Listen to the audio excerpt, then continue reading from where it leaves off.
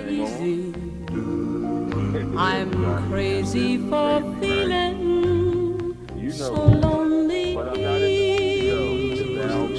All right, that better. There we go. I'm Live crazy. on location in Annapolis, Crazy Maryland, where I'm for celebrating my birthday, number 58, having dinner with my parents. So I'm out of studio. Young and capable Mitchell Kruger is in studio. And it is now 5. That's right. Even though I'm on the phone, it's no jive. It's 5. Look alive, because Sax is in your drive. I'm going to turn it over to you. Thank you, Al Green, the vacationing Al Green. Enjoying. Is today your birthday?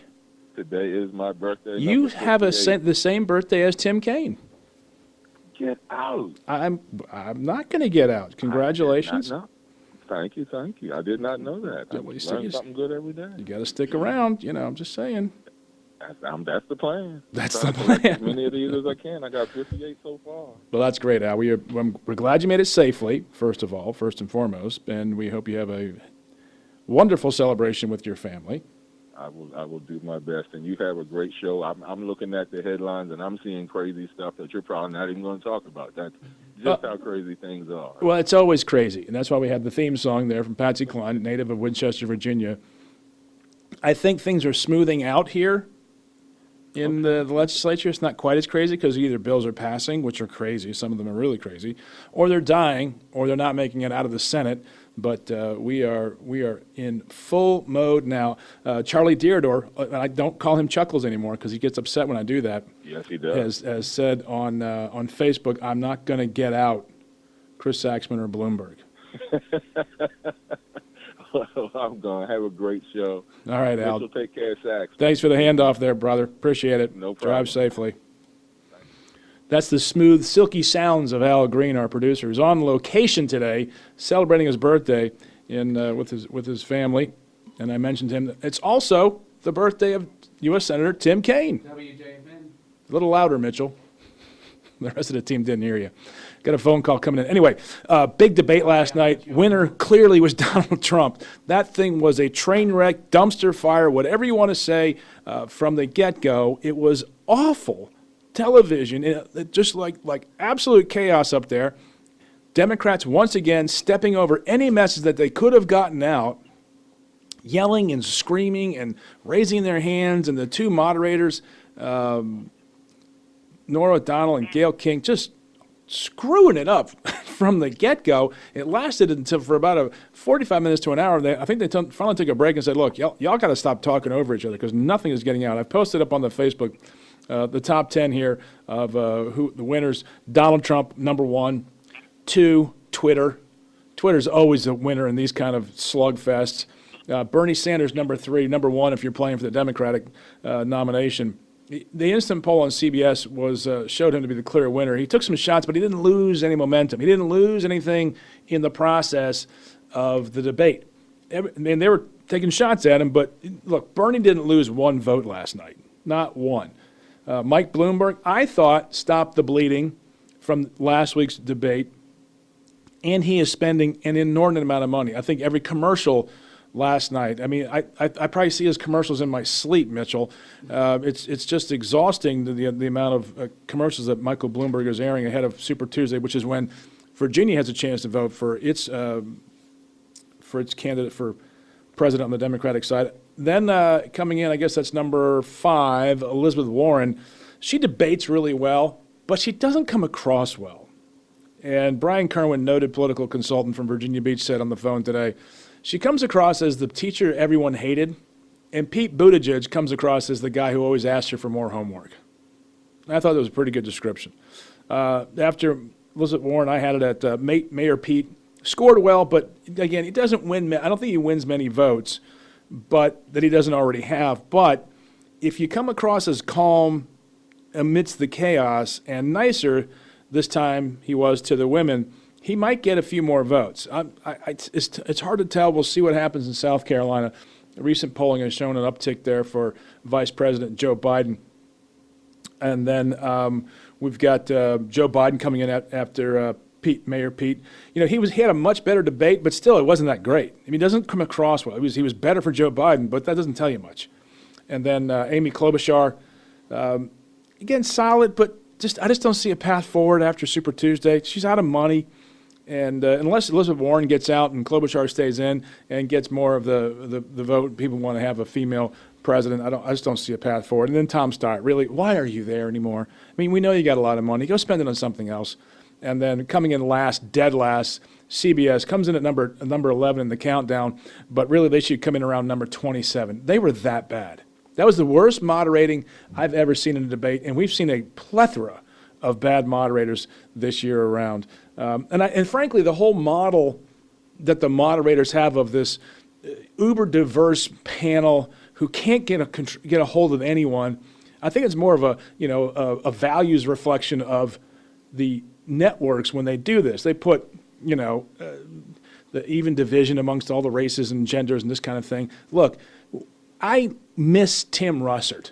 Tim Russert could handle that crew last night and say, all right, that's enough. I'm just going to cut you off. And I think it was Margaret Brennan, I think that's her name, the one who came in the second round of the moderators, which tells you how bizarre it was. They had like multiple rounds of moderators. She seemed to hold them to task as far as the time. But anyway, so that's my top 10 for the debate last night. Again, I don't think anything's going to stop Bernie Sanders from making a big impact on Super Tuesday and going to the nomination. All right. Did you have a caller? Yeah. Albert Dirador or Charlie Dirador. Yeah. Oh, let's go to Charlie Dirador. Charlie. How are you, sir? I'm well. How are you? You must feel pretty good. Yeah, we've had the Biden supporters have had the best 24 hours, I believe, of this election cycle. And in regards to what I said there, you said Al said you said get out, or Al said get out, and you said I'm not getting out. No, I'm not getting out. I don't think I ever said Joe Biden get out. I just don't think it's going to be there for him. No. You said he said, oh, get out. Oh, okay. Said, no, I'm not getting out, which is what Bloomberg should say. I'm getting out. Oh, Bloomberg's not going anywhere. No, he's not. No. It's an amazing thing to watch. All that money going down the tubes for nothing. Well, look, here's the thing. The math is going to change very quickly after Super Tuesday because you have the lower rung of candidates, which I would put in there, Steyer, maybe Mayor Pete, Warren or Klobuchar. Then you're down to about 4. Your final 4 is going to be Bernie, Bloomy, and then 2 more. And it's probably Biden if he has the money. But you have to have the money. And if Steyer is like one of the last 3 standing, just because of his money, then you've basically got 2 billionaires in Bernie. Yeah. Which is a hell of a brand. Which makes it that much more important that we support, those of us who support the vice president, continue to try to raise money and do everything we can for him. I think last night proved, however, and you can correct me if I'm wrong, but you probably will anyway, that if you saw everyone raising their hands and gyrating about, if you noticed, the vice president did hold to his time when he was given time to answer a question. Well, what I thought, the important, let me get you at that one, and I agree with you. But the important thing was for him in his messaging was saying, look, I listened and obeyed the rules. Because everyone else was shouting over each other, it was obvious. But he made the distinction, saying, "Well, I did that because of who I am," and I think that was an important moment. Now, whether it gets you any more votes, I don't know. I think the big moment in the last 24 hours was the James Clyburn endorsement for. Oh, Jim Clyburn's endorsement and the manner in which he endorsed this morning. I don't know if you've seen it. No, but it was heartfelt. I heard it. There was he almost broke up. He was emotional when he was speaking. Well, I think people need to realize that this is it. I mean, newsflash: the vice president's not a young man, and he's been a solid Democrat for many years. He's been someone who could reach across the aisle and do business with Republicans.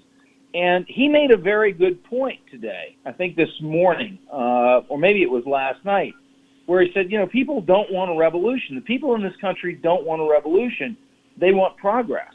And I think that's a message that really resonates with disaffected Republicans who aren't exactly on board with the president, who thinks he tweets too much, who thinks that he's a bombast.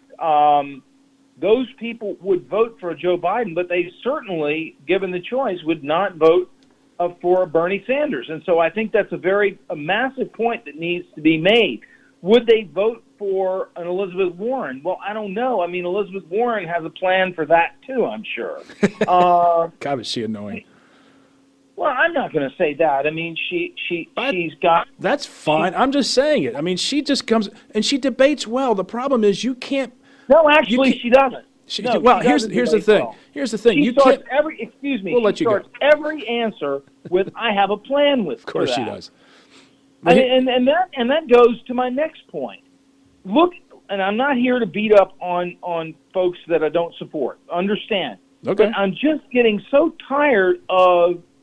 You and I watched The West Wing religiously when it was on, probably, right? No. And if you remember, there was a point in a debate where Bartlett says that there it is, the 10-word answer that my staff's been looking for, and his opponent had come up with it. Well, every answer that Mayor Pete gives, is akin to an answer that the former president of the United States gave, almost verbatim. Right. At certain times, verbatim.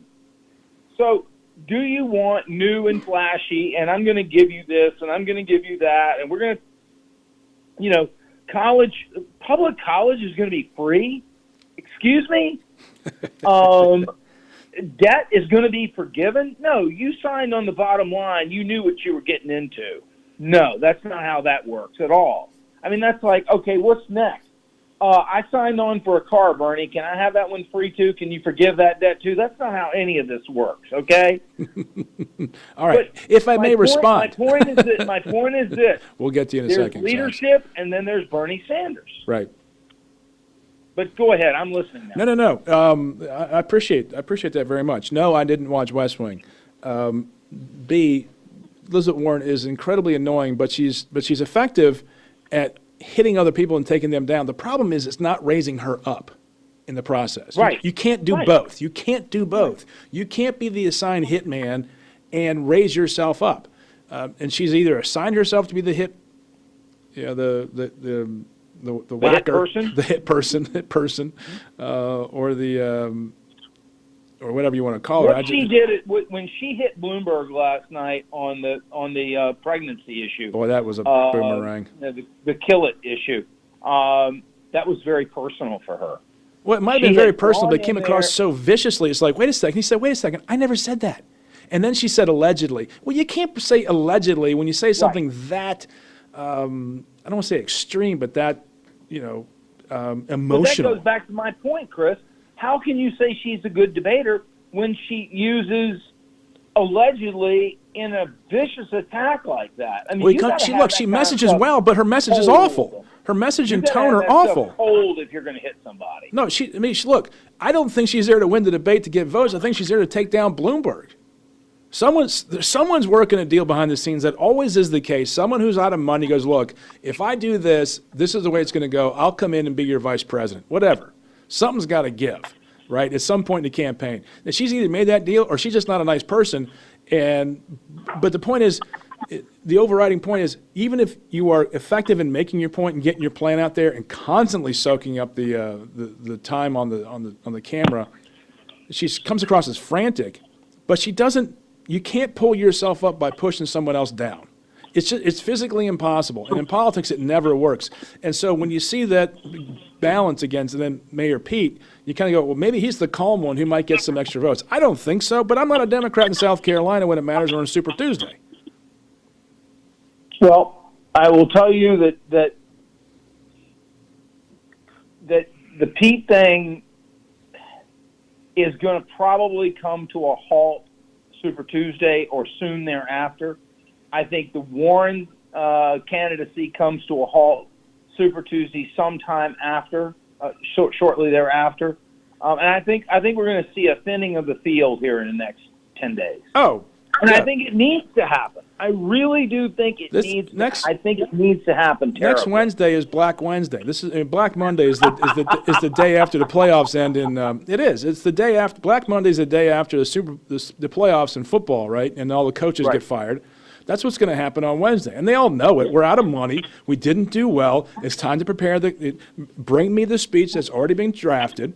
That we're just going to say, well, we're going to suspend our campaign and wait for the call of the people to rally these troops. But if they don't have enough delegates at the end of Super Tuesday, there's just nothing to barter with. And you'll have Biden, you'll have Bloomberg getting a lot of delegates on Super Tuesday, and Bernie's going to sweep up, I think. The most. Well, He'll have the most. Happens. He will have. I don't think he'll have a majority, but he'll have the plurality of delegates at the end of Tuesday next week.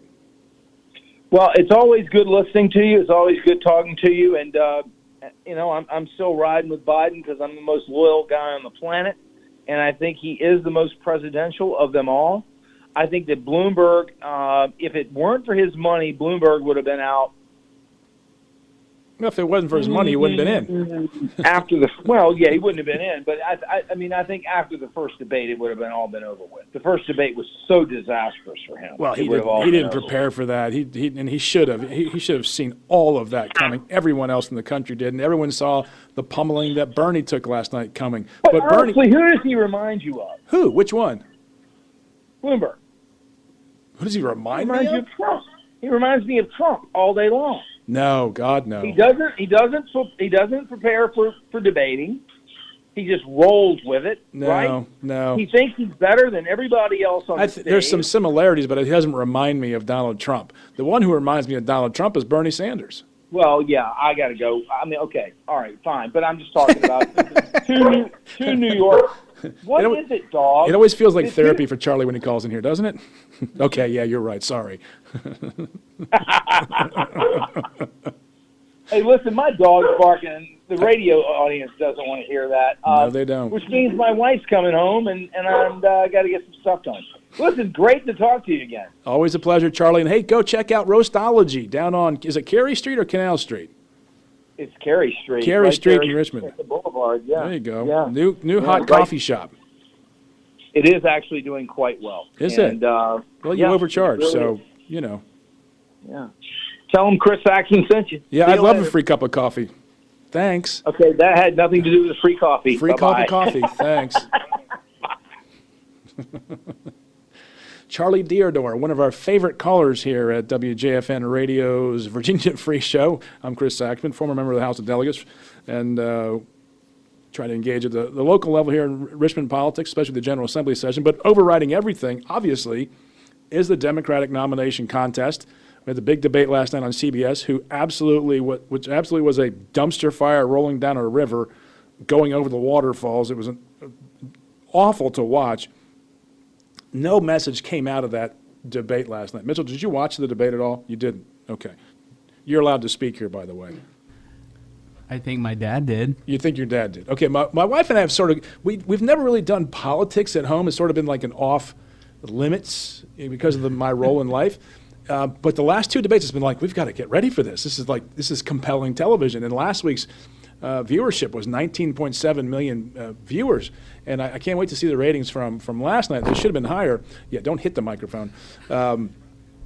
So I'm looking for the ratings, but it was everyone was watching and waiting for this big debate moment to occur, and then they just absolutely crapped the bed. They were so off message. I just was stunned by how badly it went. Not for each candidate, but for the entire Democratic field. They came across as just chaotic and incompetent and didn't get a message out. It was actually quite kind of stunning. If you have a comment or question you'd like to call in, 804-778-8888, 804-778-8888. Chris Saxman, Virginia Free Radio. Got a couple comments here on Facebook. Christy New Craig, they are a bunch of rejects. Okay, we'll go with that. Bill Duncan, I'm watching and listening. Also, you need to show Barry White in the shadows. Okay, I think that's making an allusion to our producer, Al Green, who's on location celebrating his birthday today with his family. He's away for the day.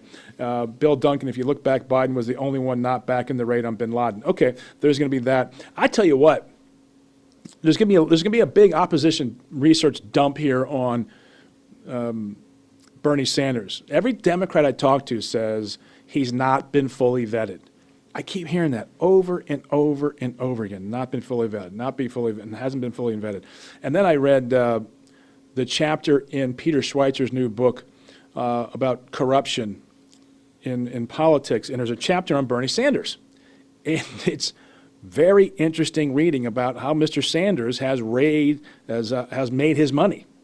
He's not this poor, destitute socialist who's communing up in the woods in Vermont. He's actually done quite well for himself over the years, and there's different ways he has made his money, and some of them are not necessarily above board. Apparently, he's actually made money, or could have made money. There's some haziness there that he was funneling money to his family through the campaign by having them buy the ads and getting a commission on the ads to the tune of millions of dollars. So we've got to figure out exactly how that is going on, and that's going to be part of the opposition research dump. What is this music? What has he teed up for us? I know that's a break coming up at the bottom of the hour. I just don't know the song there. Oh, it's another crazy song. Because politics is crazy, and we're trying to straighten it out for you here at WJFN Radio, Virginia Free. And if I overstep my bounds, this is my disclaimer. My opinions are mine and not that of Virginia Free. Okay? Just give us a call when we come back, 804-778-8888, 804-778-8888. We'd love to hear your comments about last night's debate and going forward into Super Tuesday. Stay tuned for all these messages, and we'll be right back.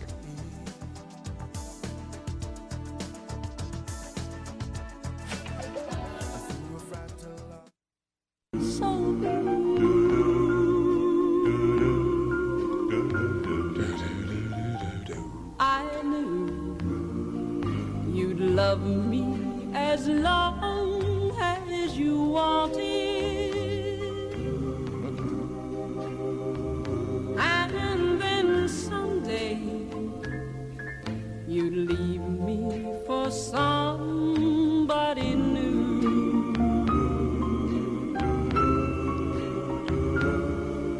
Worry. All right, we're back.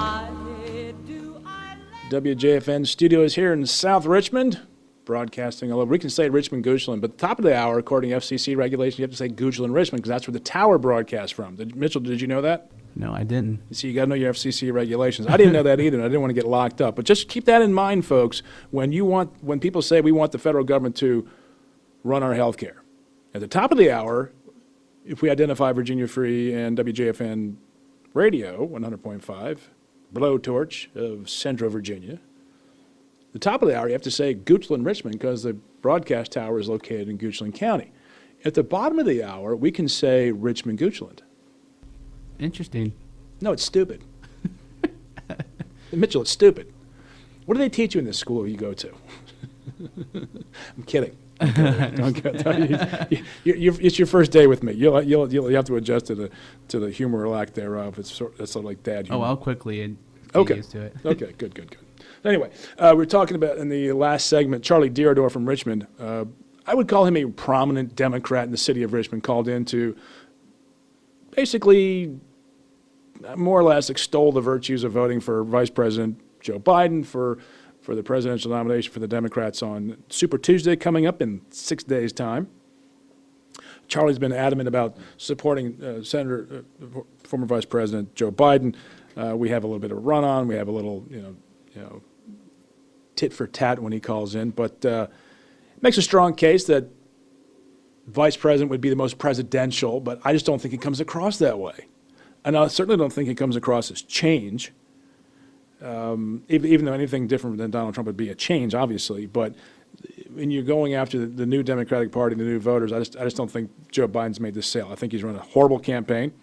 I think he never should have gotten into the earlier debates. It made him look small, comparatively speaking. He should never have been on the debate stage with Marianne Williamson or Eric Swalwell or any Beto O'Rourke. I mean, give me a break. You show up and you say, I'll show up when it's down to about 5 or 6 because I'm Joe Biden.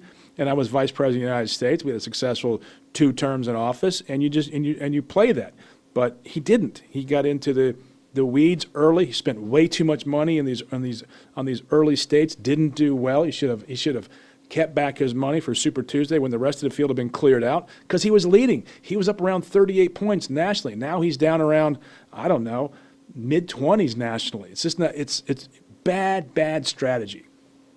As I've told many people throughout the years, campaigns are won in the beginning because that's when you make your most important decisions. In the beginning, you lay out your plan. This was a bad plan from Vice President Joe Biden, who had basically the establishment of the Democratic Party behind him, would probably win if he hadn't been campaigned so poorly, and had a credible shot at defeating the president in November. Again, it's not a wish or hope or a prayer. I'm just saying structurally, just looking at the pure political science of this thing, it was just bad campaigning. Bernie Sanders, on the other hand, has run a very, very good campaign, and from a tactical standpoint, a mechanical standpoint, he's a good politician. I don't agree with him, but he runs a good campaign just on how you actually mechanically run a campaign. He's doing a good job. He's raising the money. He's spending the money where he needs to. He's not overspending where he doesn't need to. And he's got to last through Super Tuesday and on the onslaught of Michael Bloomberg, which is the real decision this year, is how much of Michael Bloomberg's money is going to factor in on Super Tuesday. Again, six days' time. Of course, big game tonight, though, in Virginia. The Wahoos are going to Blacksburg to play the Hokies. They're a 2.5-point favorite in Blacksburg, which should tell you how difficult it is to play in Castle Coliseum, but it's also a tip of the hat to the fact that they're not going to score a lot of points to begin with, so the margin won't be that high. So do you follow? You went to Liberty, Mitchell, and they're forecast to go to the tournament again this year. I didn't know that. Yeah, when'd you get that? So you're learning how fun it is for Al Green to do all the producing tasks here. 804-778-8888, 804-778-8888. Occasionally we get some really weird calls. We got around the holidays. Some people were being, well, let's just say, profane. They were coming in, so they were calling in so they could just say like bad words on the radio and like laugh and tee-hee-hee. It's unfortunate. But Mitchell here went to Liberty University, and they're looking to make their next tournament. They did quite well last year and are a favorite to make the tournament again. So, yeah, do you follow college basketball at all? No, I don't follow. Do you follow politics at all? No, but my dad okay. tells me about it. Okay, well, there you go. Listen to your father. Hope he tells you the right stuff. Anyway, if not, I can fill that void like I'm doing here on Facebook and on the radio show here. So, but the rest of the debate last night was an absolute debacle for the Democrats. No message came out of that other than chaos. We don't know how to do this, and that comes on top of the Iowa caucus's debacle when they couldn't even run an app. Again, what you're seeing is, especially when you got this overriding development of the epidemic, possible pandemic of coronavirus out there, which has wiped out $1.7 trillion in the global economy over the last 2 days. The stock market went up a little bit today. I think about 200 or 300 points. I have to check their most recent stats. But what it shows you is these kind of developments can happen at any point in time and affect any politician, and have to be ready for it. I think actually the president's going to be on in 20 minutes. He's addressing the nation on it. Did you know that? Mm-hmm. So the Dow Jones is up 123 points. It was up 420 points.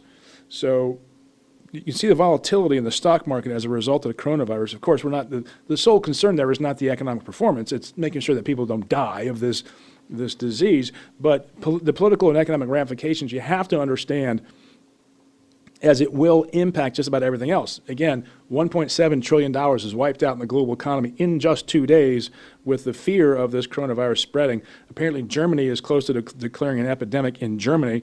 So we have that to look forward to, as far as maybe even putting Europe in a recession. It's growing very, very weakly, about 1%. This could drop Germany and all of Europe into a recession. And as a result, it's going to affect the American economy, which, when you build it all up, that has been I guess, the hallmark of the Trump administration. Well, the economy's good. And people give him all that. Well, I don't care for him too much, but the economy's doing better.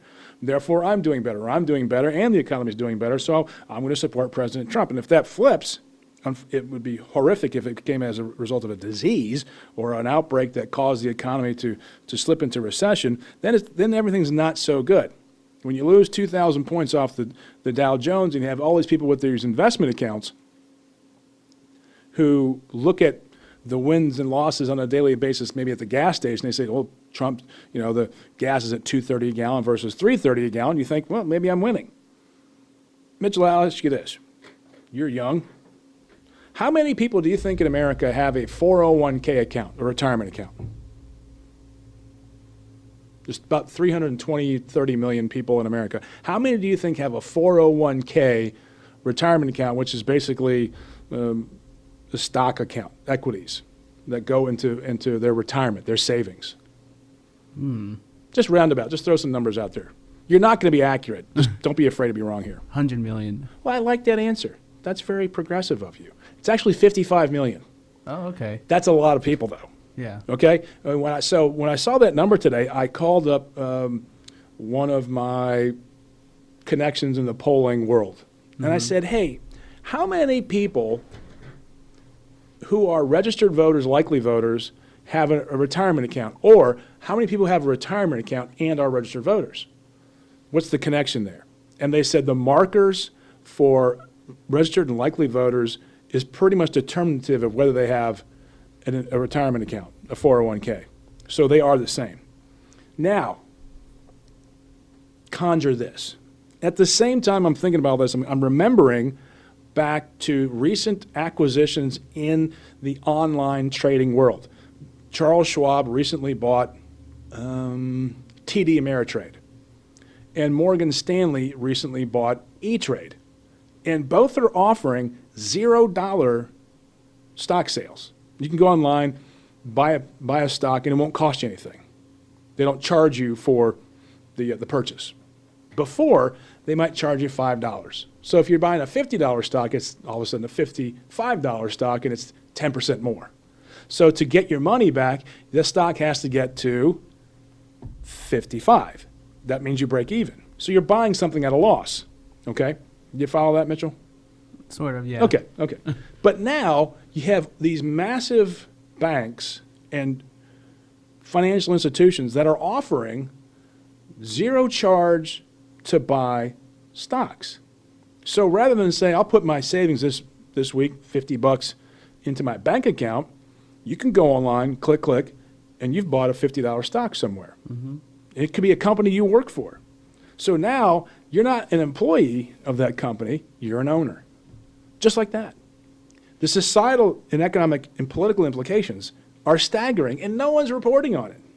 They have actually democratized, if you will, the stock market, lowered the onboarding process of becoming an investor, and if they're more likely to be a registered likely voter, the political implications are pretty astounding, because people are going to be looking at, well, I vote this way or that way based on those issues, but since I have my bank account here now in the stock market, I'm going to be paying attention to the economy a lot more than the other issues, because that, and I hate to use this word as a pun, trumps everything. Mm-hmm. It does. If you're voting on your bank account every day or every election cycle, and you've got money in the stock market, and the stock market goes up, you go, I feel pretty good. I'm going to vote for this person who's trying to make the economy grow, right? Yeah, of course. Makes sense.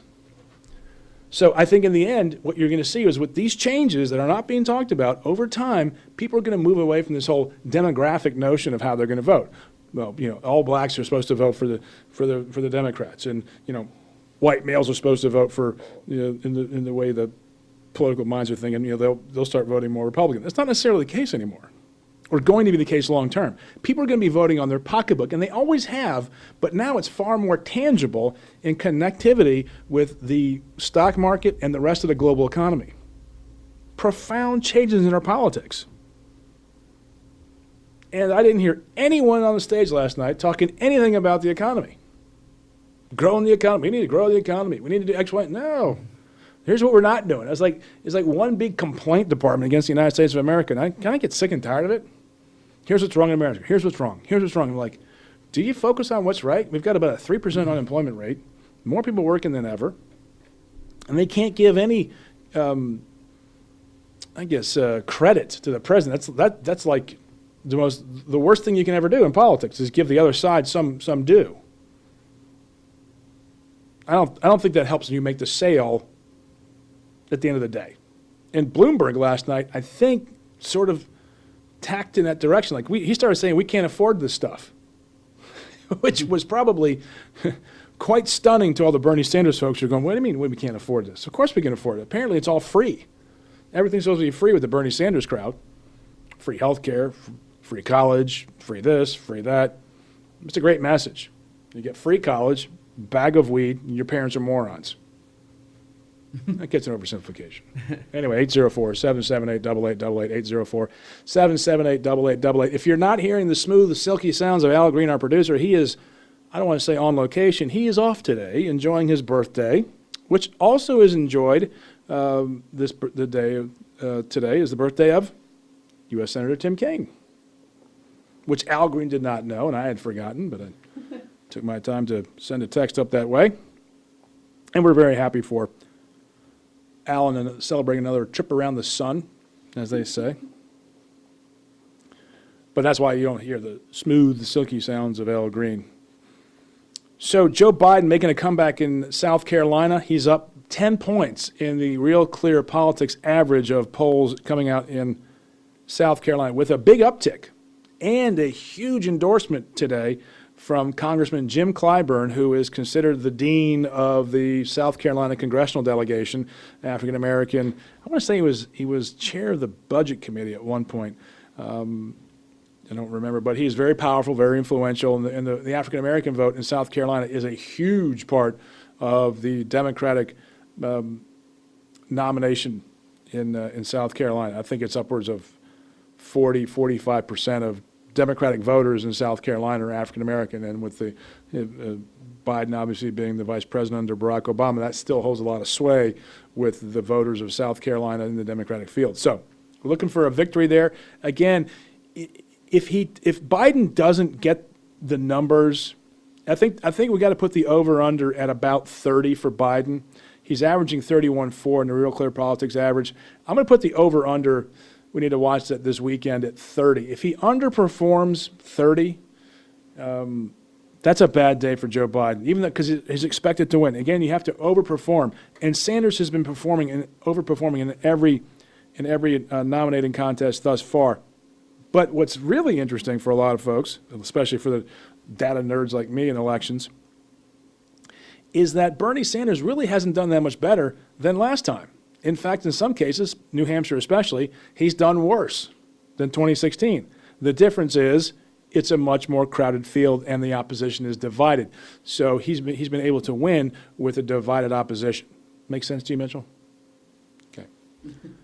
And that's a big difference because Hillary Clinton obviously won the nomination last time, but what people forget is how well Bernie Sanders did after Super Tuesday in the states that follow Super Tuesday. And this is why people are thinking he's got a really good shot at winning the nomination for president, which would become, I think, a long-term problem for the Democrats when your brand is socialism. That's if you're defending and trying to explain what it is, you're losing, especially if the economy is growing. We have no idea what's going to happen with this coronavirus and the impact on the economy, but it can be significant. Are you concerned about this at all? I haven't really paid attention to it. How old are you? 23. 23. So you're still young. You're not that aware of the world. I mean, some are, but you haven't really seen much of this in your dailiness? No. Yeah, see, some people don't get it. Other people wake up every morning like my wife does. It seems like she's like, where's that damn virus? Where's that disease? Right? You mean when you have kids especially, you're far more concerned about these things and their daily impact. And I guess the president's on in about 8 minutes and has a national address to discuss the coronavirus. So it's obviously that important where the President of the United States is going to address the nation on this. And I think Chuck Schumer upped the president's bid of $2.5 billion now to $8.5 billion to defend the country against coronavirus. But I think one of the opportunities the president has, but it's very delicate to play to make here, is to say, see, I told you so, we should close our borders. This is how you control the virus from coming into the United States, is by having some level of control over who comes across your border, because apparently this virus doesn't become symptomatic for 2 weeks. It can be dormant in your body for 2 weeks until symptoms occur, which is, you could be flying all around the country and infecting people, and you would never know that you're actually carrying the disease. This is the problem with this particular virus that we have. So anyway, this is why it's crazy, Mitchell. This is why the theme song is crazy, because politics is crazy these days, especially in Virginia. We have an election every year. We've got the General Assembly doing, I'm trying to be charitable. It's getting more difficult by the day. Let's just say the new majority has become a new majority and is getting their legs underneath them. I think that's the best way and most charitable way to say this, because they're making a lot of mistakes in my estimation. They don't see what I call the big board. They don't see all the pieces that are moving at one time. There's no real control over the outcome that they want. And having been a part of a majority caucus, we always kind of knew what the theme was for the year, what we were trying to do, and certain things just were, if they weren't a part of that, they were moved to the side or just outright killed, because we wanted to stay on message. It was important to stay on message. I don't know what their message is coming out of this session. Going into it was, well, Trump's president and he sucks, so we have to do something with be better than that, and also guns. We want to take care of guns in schools especially. So school safety was a big one. And then they passed out a bill that would, I'm still having trouble processing it, that would stop the mandatory requirement that schools have to report to law enforcement incidents in schools of sexual battery, violating a protective order, stalking, threats against the school, and threats against school personnel. So if that happens in a school, the school is not required any longer, if the governor signs a bill, which I hope he doesn't do, to do that to law enforcement, so that they won't have to report these crimes. How about that? I say that's ridiculous. There you go, Mitchell. Now you're getting informed and getting all charged up over there. Yeah, it is ridiculous. And we actually broke the news here on Virginia Free Radio on Monday, or Friday rather, and people were just absolutely outraged. We played the tape. I don't know if you have it there or not. It's about a 2-minute video of that's up on YouTube. You probably don't. Al has it teed up there somewhere. But it was stunning to hear the delegate Mullen of Newport News, I think, defend the policy. He actually didn't defend the policy. He just explained what was in it. And I was really disappointed that no one said, well, why are you doing this? Why are you taking away the mandatory reporting requirements of sexual battery, violating a protective order, stalking, threats against the school, and threats against school personnel? That doesn't make it sound safer in school, does it? No. Doesn't make it sound safe at all. No, at first glance, first blush, you've never heard of this, right? 23-year-old, you're a registered voter, yes? Yes, sir. Okay, do you vote every year? Pretty much. Yeah. Okay, pretty much. So you vote. Yeah. Can you imagine that commercial running and saying we're going to make your schools less safe? It's counter-narrative to what they had set coming up. We want to have safer schools. We want to crack down on guns. Okay, that was their narrative going in. That's just the way that the chips were running that coming into the session. Coming out of it, though, the Republicans, if they had any money, could be running ads all across the state saying, Democrats are making your schools less safe. It's counter-narrative. Yeah. Okay? So you're trying to say this is what we do, and you do the opposite in the eyes of your opponents and say, oh, no, you didn't say that. You said you're trying to make schools safer, and yet you made them less safe. That's called counter-narrative. And that is a very devastating effect politically. But Republicans aren't running those ads now. They want to run them in the election cycle so that people can go, oh, I have to vote now? I vote against these people. Or I vote for these people. That's just the way politics works. So when people are saying about Bernie Sanders, there's going to be a big opposition research dump on him. The information has to go against the narrative that Bernie Sanders is using, is selling. He goes, I'm selling this, and the information has to come out that says, no, you're not. Okay, you're not authentic in that area. So if he's coming across and saying, look, I'm a socialist and I want all this free stuff, and we need to help the poor.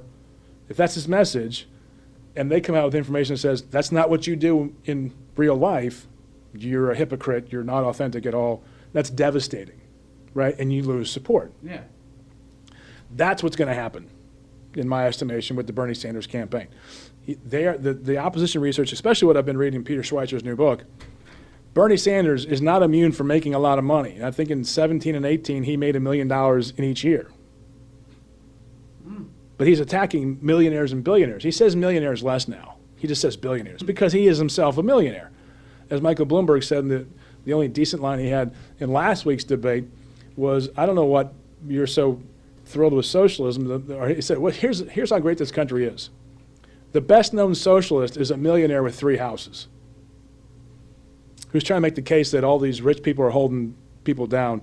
At the same time, he's got $1 million of income and 3 homes. Mm-hmm. See how that's counter-narrative? Yeah. You say one thing and do another. Yeah. It's very devastating in politics. Trump, to his credit, has pretty much done what he said he was going to do. Now, he hasn't built the wall of Mexican money, right? Yeah. He hasn't done it, but he sold it.